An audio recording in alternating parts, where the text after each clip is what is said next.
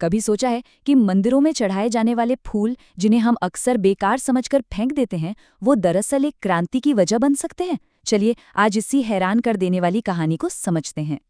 देखिए, भारत भर के मंदिरों में हर रोज न जाने कितने फूल चढ़ाए जाते हैं और बाद में आस्था का यही प्रतीक कचरे का पहाड़ बनकर एक बहुत बड़ी पर्यावरणीय चुनौती बन जाता है। और ये समस्या कितनी बड़ी है? अंदाजा है कि हर साल लगभग 80 लाख टन, जी हाँ 80 लाख टन पवित्र फूल हमारी नदियों में पहुंच जाते हैं।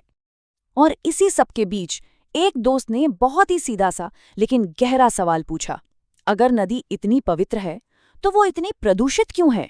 बस यही एक सवाल एक पूरे आंदोलन की शुरुआत बन गया।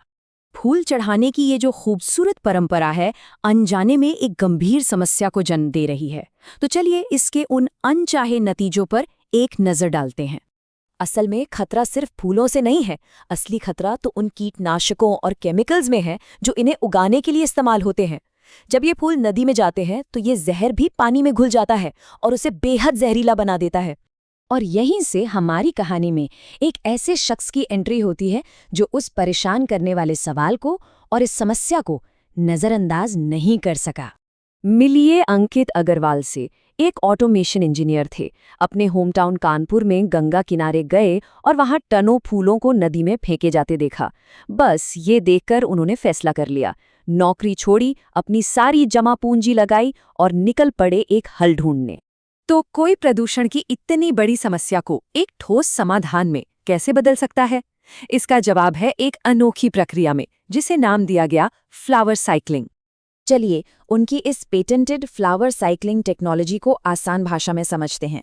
सबसे पहले मंदिरों से रोज कचरा इकट्ठा होता है, फिर फूलों को हाथ से छांटा जाता है, इसके बाद कीटनाशकों को अच्छी तरह धोया जाता है और फिर फूलों को सुखाकर उनका पाउडर बनाकर आटे की तरह गूंथ लिया जाता है।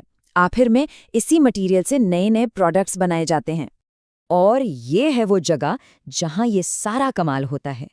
इसी कारखाने में फूलों की पंखुड़ियां एक नया रूप लेना शुरू करती हैं और एक आइडिया हकीकत में बदलता है।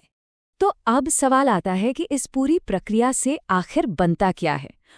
जब कचरे को चमत्कार में बदला जाता है तो कुछ वाकई हैरान करने वाले प्रोडक्ट्स सामने आते हैं। तो पेश है पहला प्रोडक्ट, चारकोल फ्री अगरबत्ती।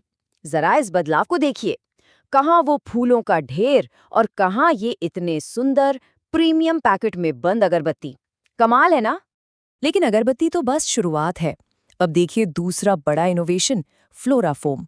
ये फूलों के कचरे से बना एक ऐसा पैकेजिंग मटेरियल है जो 100% बायोडिग्रेडेबल है और आग भी नहीं पकड़ता। चलिए फ्लोरा फोम की तुलना सीधे थर्माकोल या स्टायरोफोम से करते हैं। एक तरफ फ्लोरा फोम है जो बायोडिग्रेडेबल है, आग नहीं पकड़ता, 27% सस्ता है और टिकाऊ भी। दूसरी तरफ है थर्माकोल जो प्रदूषण फैलाता है, ज्वलनशील है, महंगा है और पेट्रोकेमिकल से बनता है। फर्क बिल्कुल साफ है। और अब उस इनोवेशन की बात करते हैं जो पूरी फैशन इंडस्ट्री में हलचल मचा रहा है। मिलिए फ्लीदर से। ये जानवरों के चमड़े का एक क्रांतिकारी विकल्प है जो पूरी तरह, जी हाँ पूरी तरह फूलों से बना है। और ये कोई छोटा मोटा दावा नहीं है। इस इनोवेशन का प्रभाव इतना बड़ा है कि इसे पेटा ने वीगन फैशन में सर्वश्रेष्ठ इनोवेशन का अवार्ड दिया है, जो इसकी विश्वसनीयता को साबित करता है।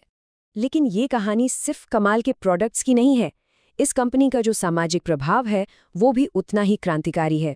इस मिशन की जान है ये महिला कारीगर।